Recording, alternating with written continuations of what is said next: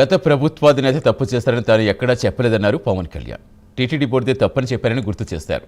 TTD బోర్డులో వారిని ఎందుకు వెనకేసుకొస్తారని ప్రశ్నించారు. కల్తీ జరిగిందని ఒప్పుకుంటే ఇంత చర్చ అవసరం లేదని, శ్రీవారి ప్రసాదం అపవిత్రం చేసేందుకు ప్లాన్ ప్రకారమే కుట్ర జరిగిందని సిట్ తేల్చిందన్నారు డిప్యూటీ సీఎం పవన్. ఎన్డీడీపీ నివేదికలో జంతు కొవ్వు ఉందని చెప్పారని, రసాయనాల్లో అసలు ఏముందో దేవుడికే తెలియాలన్నారు. ఇది హిందూ మతంలో కాకుండా వేరే ఎవరికి జరిగినా ప్రపంచమంతా గగ్గోలు పెట్టేవారన్నారు డిప్యూటీ సీఎం పవన్ కళ్యాణ్. తిరుమల ఈ లడ్డు మీద జరిగిన ఈ కల్తీ ఈ డిబేట్కి సంబంధించి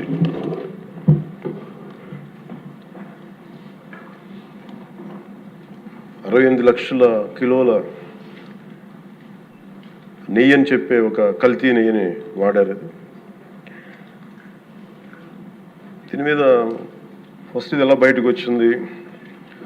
గవర్నమెంట్ ఫామ్ అయిన కొత్తలో గౌరవ ముఖ్యమంత్రి గారు ఎన్డీఏ మీటింగ్ మమ్మల్ని అందరినీ పిలిచి కండక్ట్ చేసినప్పుడు ఆ రోజు ఒక నేషనల్ డైరీ డెవలప్మెంట్ బోర్డు చేసిన రిపోర్ట్ని చదివారు. వీళ్ళు గత పాలనలో ఇది కూడా జరిగింది అనేది, టీటీడీ బోర్డు వారి పాలక మండలి చేసిన ఇది కూడా జరిగింది అనేది తెలియజేశారు. అంతే, అక్కడితో అయిపోయింది అధ్యక్ష. దాన్ని అంతకు మించి ముందుకు తీసుకెళ్ళాలి. లేదంటే నేను అది విని నాకేమనిపించిందంటే ఇలాంటివి కూడా జరిగినాయా?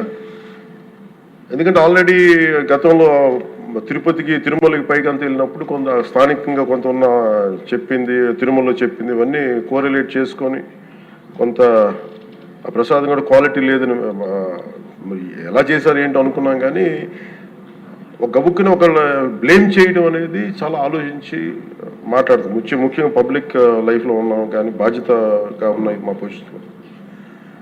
అలాంటిది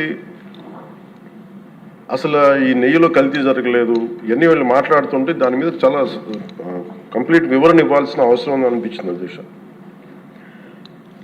ముఖ్యంగా గత ప్రభుత్వ పాలనలో ఉన్నప్పుడు ఎక్కడా కూడా దేవాలయాల మీద దాడులు జరిగినా ఇంకోటి జరిగినా ఎక్కడా కూడా మేము దోషుల్ని పట్టుకోండి అని చెప్తా వచ్చాం తప్ప ఎక్కడా కూడా మీరు చేయించారని కానీ మీరు ఉన్నారని కానీ ఎక్కడ ఎందుకంటే తక్కువ అలా కూర్చోబెట్టి ఎలా పడితే అలా మాట్లాడటానికి బాధ్యత ఉంటాం కాబట్టి అలా మాట్లాడలేము. అలాగే ఇది కూడా గౌరవ ముఖ్యమంత్రి గారు రోజు ఎన్డీఏ సభలో చెప్పినప్పుడు మాకు కూడా ఏమనిపించిందంటే దీన్ని ఎలాగా అడ్రస్ చేయాలో నాకైతే ఇంటికి వెళ్ళాక నాకు అర్థం కాదు. ఇలాగ యానిమల్ ఫ్యాక్ట్ కూడా కలిసి ఇది ఎన్డీడీబీలో వచ్చింది అని, నేషనల్ డైరీ డెవలప్మెంట్ బోర్డు దాంట్లో. సో ఇవన్నీ కూర్చోబెట్టి మాట్లాడుతున్నప్పుడు నేను తర్వాత మార్నింగ్ నేను ట్వీట్ చేశాను అధ్యక్ష. దాని మీద ఎందుకు ట్వీట్ చేయాల్సి వచ్చిందంటే వరుసగా నన్ను ట్యాగ్ చేస్తే చాలా మెసేజ్లు వస్తూ ఉన్నాయంట. నా ఆఫీస్ నుంచి అన్ని పంపించేటప్పటికి నేను చూసాను ఏం జరిగిందంటే మీరు ఎవరు మాట్లాడరేంటి, ఇలాంటి రిపోర్ట్ ఉన్నప్పుడు కూడా మీరు ఎవరు మాట్లాడరు ఏంటంటే, అప్పుడు నా ఉద్దేశం ఏముందంటే ఇది ఈ దేవాలయాలు జరిగే ఇలాంటివన్నీ ఇవన్నీ కూర్చోబెట్టి దీనికి ఒక రక్షణ ఒక సనాతన ధర్మ రక్షణ బోర్డు లాంటి ఉంటే బాగుంటుంది. ఎందుకంటే ఇలాంటి కూర్చోబెట్టి చాలా న్యూట్రల్గా చాలా ఆబ్జెక్టివ్గా చేయొచ్చు ఇవి అనే ఉద్దేశంతో నేను పెట్టాను అధ్యక్ష. నాకు గిల్ట్ ఎక్కడొచ్చిందంటే అరే ఇవన్నీ మనకి లాస్ట్ 2-3 ఇయర్స్ మా టెంపుల్ దగ్గర తిరుమలకి వెళ్ళినప్పుడు కూడా గౌరవ మంత్రివర్యులు మనోహర్ గారు మేము వెళ్ళినప్పుడు మా దృష్టికి చాలా మంది తీసుకొచ్చారు అధ్యక్ష. మేమే 2-3 పర్యాలు